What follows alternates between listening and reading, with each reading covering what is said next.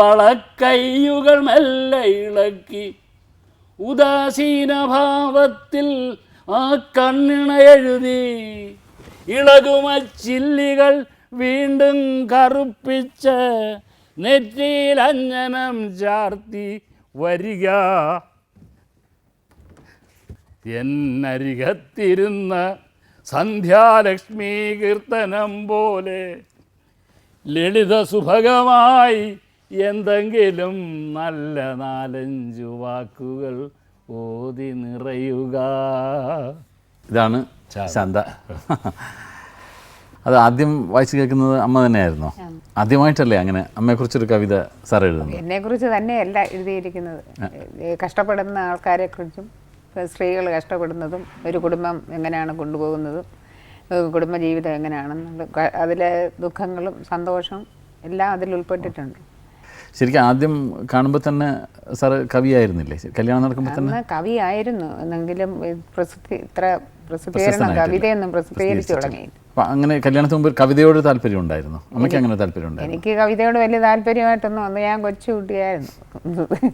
പിന്നെ എപ്പോഴും കവികളും എപ്പോഴും കലാകാരന്മാരും കവികളും ഇങ്ങനെയൊക്കെയുള്ള ആൾക്കാരുമായിട്ടൊക്കെ ചിത്രകാരന്മാരെല്ലാം വീട്ടിൽ വരും. എല്ലാ ആൾക്കാരും നാരങ്ങ ചായ ആഹാരമൊക്കെ ഉണ്ടാക്കി കൊടുക്കും. അങ്ങനത്തെ ഒരു അറ്റ്മോസ്ഫിയറിലല്ലേ പിന്നെ അങ്ങ് പിന്നെ ഇതെല്ലാം വളരെ സന്തോഷമായിട്ട്. ആദ്യമൊക്കെ ഒരു പേടിയും ഭയമൊക്കെ ഉണ്ടായിരുന്നു. പിന്നീടാണിത് ഭാഗ്യമായിരുന്നു, ഭാഗ്യമാണെന്ന് മനസ്സിലാവുന്നത്. പിന്നീട് അങ്ങ് തോന്നി ഇത് ഭാഗ്യമായിട്ട് തന്നെ തോന്നി.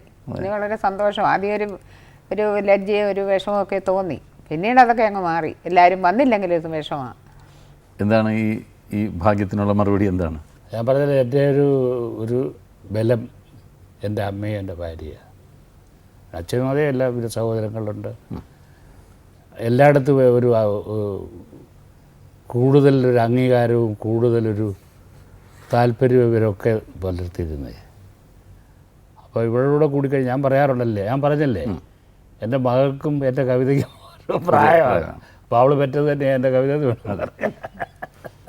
അല്ല, സാധാരണ ഇത്തരം കലാകാരന്മാരുടെയും കവികളിലേക്ക് ഒരു ജീവിതം എന്ന് പറയുമ്പോൾ പൊതുവേ ഒരു അച്ചടക്കം, ഒരു ഡിസിപ്ലിൻ കുറവായിരിക്കും അല്ലേ? എപ്പോഴെങ്കിലും പോവുക, എപ്പോഴെങ്കിലും വരിക, അങ്ങനെയൊക്കെയുള്ളൊരു അതിലൊക്കെ ഒരു വിഷമം തോന്നിയിട്ടുണ്ടോ? അല്ലെങ്കിൽ കൂടുതൽ എൻ്റെ ഭർത്താവ് ഒരുപാട് സമ്പാദിക്കുന്നില്ല, അങ്ങനെയല്ല. ഞങ്ങൾക്ക് സമ്പാദ്യമൊക്കെ കുറവ്, ജീവിക്കാനൊക്കെ ഉള്ള ബുദ്ധിമുട്ടുകളൊക്കെ ഉണ്ടായിരുന്നു. വളരെ കഷ്ടപ്പെട്ടു. ആദ്യമൊക്കെ എനിക്ക് അങ്ങനെയൊക്കെ തോന്നി. സാധാരണ ഒരു കുടുംബിനിയുടെ ഒരു വ്യാധികളാണ്. സാധാരണഗതിയിൽ സങ്കല്പത്തിലുള്ള ഒരു ഭാര്യ പ്രതീക്ഷിക്കാവുന്ന പ്രതീക്ഷകളൊന്നും സഫലീകരിക്കാൻ കഴിഞ്ഞിട്ടില്ല. വിഷമങ്ങളൊക്കെ ഒത്തിരി ഉണ്ടായിരുന്നു. അതൊക്കെ അവൾ സഹിക്കുമായിരുന്നു എന്നുള്ളതാണ് അതിനകത്ത് ഏറ്റവും. പിന്നെ എനിക്ക് വേറെ ഈ അനിയന്മാരുടെയും അച്ഛൻ്റെയും അമ്മയുടെയും മറ്റുമൊക്കെ കാര്യം നോക്കാനോടുണ്ടായിരുന്നു. എന്നാൽ ഒന്നിനു വേണ്ടിയിട്ട് വേറൊന്നും ഞാൻ ബലി കഴിക്കാൻ തയ്യാറല്ല. ഈ പല സ്ഥലങ്ങളും ചുറ്റി നടക്കുമ്പോഴും ഇവർക്കൊക്കെ ഒരു ശ്രദ്ധ കൊടുത്തിരുന്നു, അതുണ്ടായിരുന്നു, കെയർ ഉണ്ടായിരുന്നു. അത് ചില വിചാരിക്കും ഞാനിങ്ങനെ അതാണ് ഞാൻ പറഞ്ഞത്. അതിനകത്ത് അതും ശ്രദ്ധിക്കും. പക്ഷേ അതുകൊണ്ട് ഈ കാവ്യ ജീവിതവും അല്ലെങ്കിൽ മറ്റുള്ള ജീവിതവും അത് മാറ്റിവെക്കാനും തയ്യാറായില്ല. അത് നോക്കിയില്ല.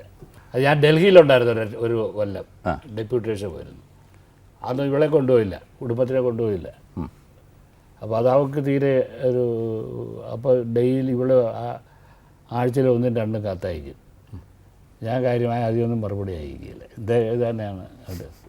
പിന്നീടില്ല അതാണൊരു കവിതയായിട്ട് വന്നു, വളരെ പ്രസിദ്ധമായൊരു കവിതയായിട്ട് വന്നു. ഏതായിരുന്നു? പരാതി എന്ന് പറയുന്നുണ്ട്. അത് ഇവളുടെ പരാതി, കത്തുകളിൽ കൂടെ വരുന്ന പരാതികളെ വെച്ചുകൊണ്ടുള്ള അതൊരു പറയോ പരാതി നീ കൃഷ്ണേ, നിന്റെ വിറയാർന്ന ചുണ്ടുമായി നിറയുന്ന കണ്ണുമായി പറയൂ പരാതി നീ കൃഷ്ണേ,